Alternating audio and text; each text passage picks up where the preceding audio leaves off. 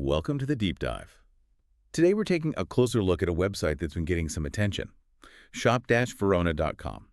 Looks quite polished, claims to offer high-end luxury goods, designer stuff, but at prices that seem, well, frankly, unbelievable. Yeah. So our mission for you today is pretty straightforward. We're digging into the sources to give you the shortcut. Are these crazy discounts a real opportunity, or is this just a classic online red flag?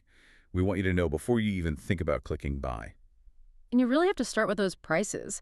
That's the immediate sticking point for anyone who knows the luxury market. Right. Because luxury brands, they control their distribution very tightly. It's all about exclusivity, managing supply, managing price.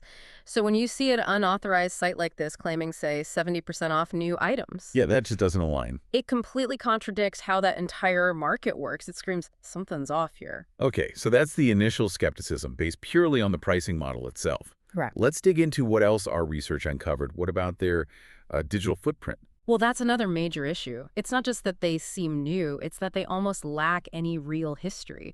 You look for established customer feedback, verified purchase history. And there's nothing substantial. Very little. And often, a quick domain age check shows these sites are, maybe just months old, sometimes weeks. They're built to be temporary. So a fleeting presence online, that lack of history then ties into the next big flag, doesn't it?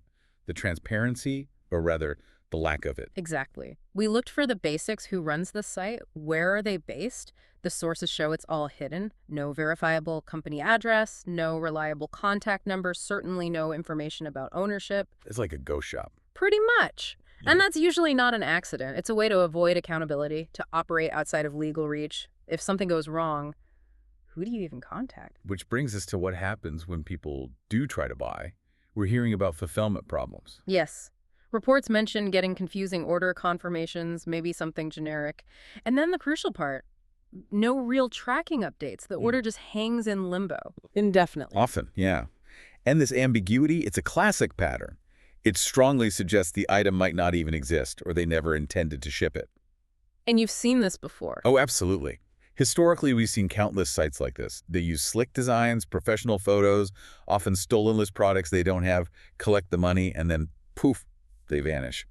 Or sometimes they send a cheap knockoff instead. Okay, so let's synthesize this for everyone listening. You've got an attractive website, tempting prices. But absolutely zero verifiable foundation, no history, no transparency, fulfillment issues. It seems the risk factors heavily outweigh any potential savings here. The lack of basic business information is just too significant to ignore. Definitely. So the main takeaway has to be extreme caution. Based on everything we've seen, Shop-Verona doesn't meet the standard for a trustworthy source, especially not for luxury goods. So what should people do if they stumble upon it or similar sites? You have to do your homework. Check that domain age yourself. It's easy to do online. Look for reviews on independent platforms, not just testimonials on their own site. And crucially, if you ever do decide to risk it, make sure you're using a payment method with strong protection. Like a credit card chargeback. Exactly. Never use direct bank transfers, debit cards without protection, or cryptocurrency for sites like these. You need recourse if things go wrong. That really is the shortcut, isn't Yeah. it? It's about verifying the basics.